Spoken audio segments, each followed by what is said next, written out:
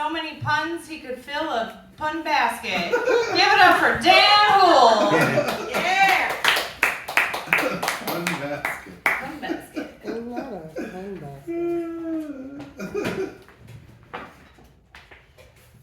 Hi there, my name is Dan Hool. Yeah? And anybody got any drugs? Just see me after the show. Uppers, downers, I'll take them. And I'm YouTube famous. Nice. I don't know if you can tell by looking at my shirt.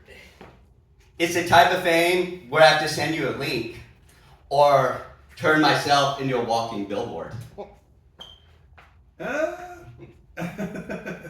So last January, I went to see Adam Ray as Dr. Phil live in Las Vegas, and I became part of the show. The video has 700,000 views. Not quite viral, but it was pretty sick, bruh. And for those of you who don't know, Dr. Phil is this handsome fellow right here who wouldn't get lost in those cold dead eyes. He wrote this book, We've Got Issues. Damn right we do, Dr. Phil. And Adam Ray does a parody dressed as him with celebrity guests and audience participation.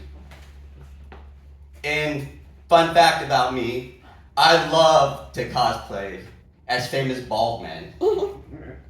Whether it be Jason Statham, Crikey,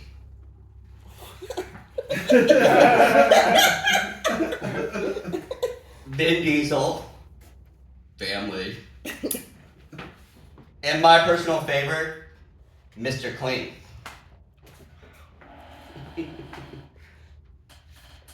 So of course, I had to turn myself into an imitation of an imitation. You know, why have bluefin tuna when you can have canned tuna? So there I am at the show. We're basically sitting 6 rows back, smack dab in the middle. And there I am, dressed as discount Dr. Phil. And after the first guess, I hear a loud thud as the lights go off and come right back on. And wouldn't you know it, Dr. Phil is standing center stage with a shit-eating grin on his face. And he says, I'm gonna do my best, Dr. Phil. I'm not good at accents. We cut our commercial budget and we need someone sauced that knows how to read. And of course, I jump out of my seat. I've been drinking all night. And I know how to read real good. And as he's starting to look out into the audience, I could feel it. We lock eyes. My adrenaline's pumping. And he points at me and he says, "Who's this guy? Go to the door." And I jump out of my seat. I'm running to that door, high-fiving people along the way, just like I was a Nest contestant on The Price is Right. They got a high five whether they wanted it or not. I might have slapped a few people in the face. Then, boom!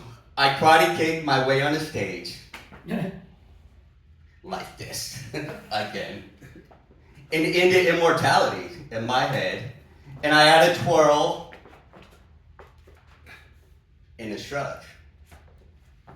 And we start to look each other over. It was like looking into a funhouse mirror for both of us. As he's 6 inches taller. And we meet center stage, shake hands, and I utter his famous catchphrase, "We'll be right back."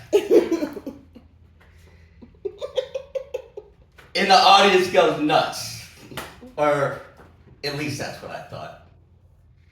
And I don't know if you can tell, I had to cut a little here to look like this. And he asked me, "Did you really fucking shave your head for this?" And as I start to answer, my voice cracks like a 12-year-old boy. Like it probably has done a few times today.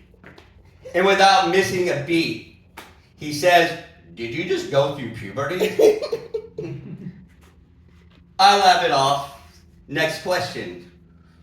What do you do for work? And I respond confidently. Strippergram stresses Dr. Phil. I thought this was hilarious. I've been sitting on this joke for a month for this very moment. And all I get is crickets. As he says, really?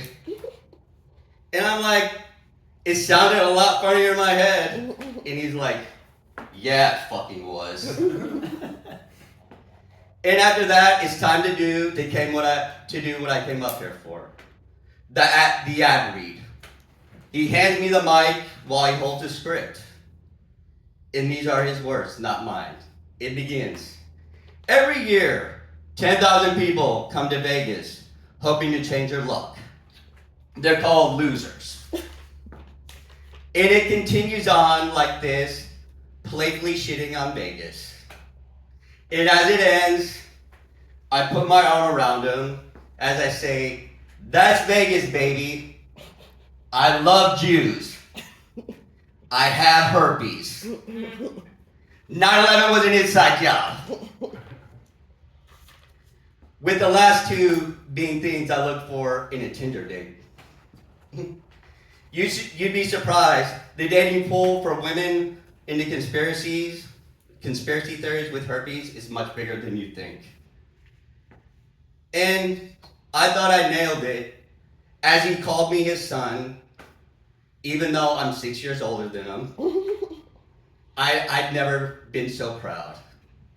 And as I hand him my book to sign right here, you can hear the crowd start to yell, draw on his head! With the dick being a popular suggestion. And of course, I had to.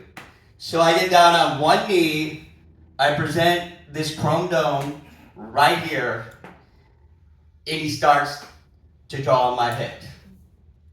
Long story short, it wasn't a dick that he drew on my head. It was a head. It was a head much like this. And he calls me a living legend, and he tells me to fuck off. I couldn't have said it any better myself. Thanks, I've been Dan Hull.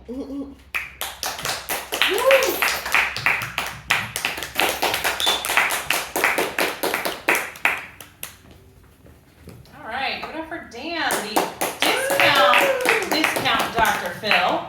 I gotta say, Dan, I've never been more inspired.